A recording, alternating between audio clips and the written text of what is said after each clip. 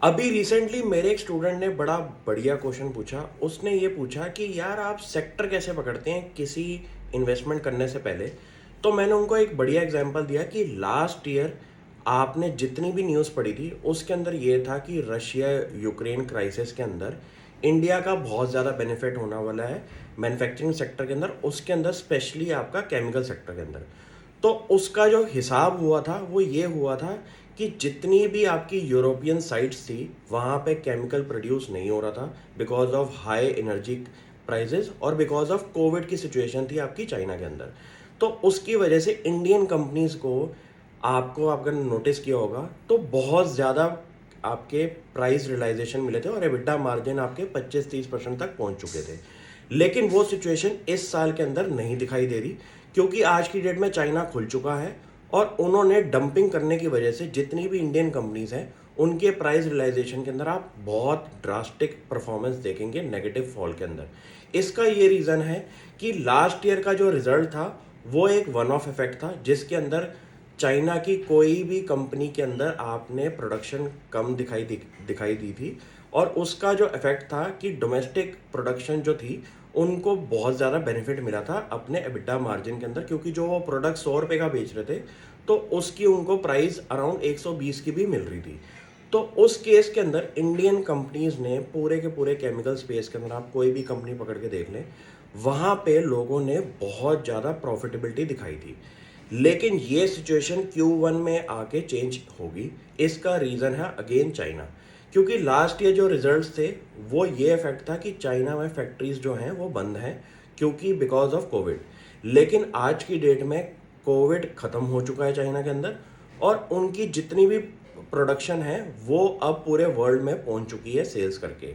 अब उसका चाइना का एक मोटिव है कि अपनी जो लीडरशिप पोजीशन है वो मार्केट में कायम रखनी, जिसके अंदर उनको जितनी भी प्राइस रियलाइजेशन होती है उसमें वो डिस्काउंटिंग करके डंपिंग करके पूरे वर्ल्ड के अंदर अपनी प्रोडक्ट्स जो हैं वो सेल करते हैं।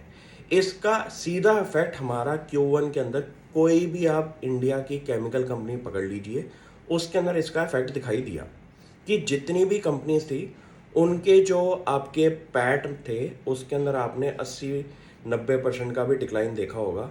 उसका ये रीज़न है कि प्रोडक्ट सेम है, प्रोडक्शन सेम है, सेल भी सेम है, लेकिन अगर आपको उस प्रोडक्ट के ऊपर प्राइस रियलाइजेशन अच्छी नहीं मिली तो आपका प्रॉफिटेबिलिटी सीधा डिक्लाइन की तरफ चलेगी।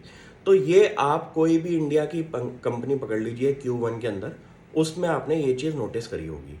अब इस सिचुएशन के अंदर हम पहले ऐसे कैसे प्रेडिक्ट कर सकते हैं, ये भी एक बहुत बढ़िया क्वेश्चन था।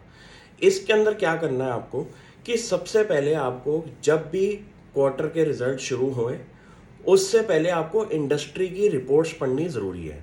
जिसका एग्जाम्पल है जैसे केमिकल सेक्टर के ऊपर हर महीने कोई ना कोई रिपोर्ट आती होगी, उस पे आपको एक नज़र लगानी है। जैसे कि आपको नोटिस करना है कि उस रिपोर्ट के अंदर जितने भी केमिकल प्रोडक्ट्स हैं उसके अंदर जो प्राइजेस हैं वो मंथली बेसिस पे अप हैं कि डाउन हैं। अगर उस मंथली रिपोर्ट के अंदर आपको ड्रास्टिक डिक्लाइन दिखाई दे रहा है 15-20% का, 30% का, तो आपको एक आइडिया लग जाएगा कि पिछले 2-3 महीने का जो ट्रेंड बन रहा है वो डिक्लाइन की तरह बन रहा है। इस केस के अंदर कोई भी कंपनी आपको पॉजिटिव परफॉर्मेंस नहीं दिखाई दे सकती। तो ये तो हो गया सबसे पहली बात कि क्वार्टर के रिजल्ट शुरू होने से पहले एक बार आप इंडस्ट्री के बारे में जान लें और इंडस्ट्री की रिपोर्ट्स आप गूगल पे सर्च कर सकते हैं। इसमें आपको थोड़ी सी मेहनत करनी पड़ेगी ढूंढने की, क्योंकि आपको फ्री के अंदर चीज़ें मिल जाती है लेकिन थोड़ा सा टाइम लगता है। ये चीज़ भी आप नोटिस करें कि कैसे रिपोर्ट्स के अंदर चीज़ें लिखी हुई हैं और उनको आप नोटिस भी कर सकते हैं एक्चुअल रिजल्ट्स के साथ। अब बात करते हैं कि इंडस्ट्री के एक्सपर्ट्स क्या कहते हैं। तो मैंने, अगर आपने मेरा चैनल देखा होगा तो उस पर मैंने 2-3 वीडियोस बनाई थी कि जितने भी फंड मैनेजर्स हैं उन्होंने एक चीज़ पहले बोल दी है कि Q1 Q2 केमिकल कंपनीज के लिए बहुत बेकार रहने वाला है, तो आप अपनी पोजीशन भी उस हिसाब से बनाएं। तो इस फैक्टर को भी आपने ढंग से अगर स्टडी किया होगा तो उनकी स्टेटमेंट्स में काफ़ी दम दिखाई दे रहा था। तो मैंने भी उस हिसाब से अपनी प्रेडिक्शंस जो हैं वो बना ली थी कि पूरे के पूरे Q1 को मैं स्टडी करूंगा केमिकल कंपनीज के अंदर और उनमें अभी वेट एंड वॉच की स्टडी रखूंगा कि कोई भी कंपनी के अंदर अगर आपको प्राइस डिक्लाइन दिखाई दे रहा है तो एंट्री लेने की ज़रूरत नहीं है।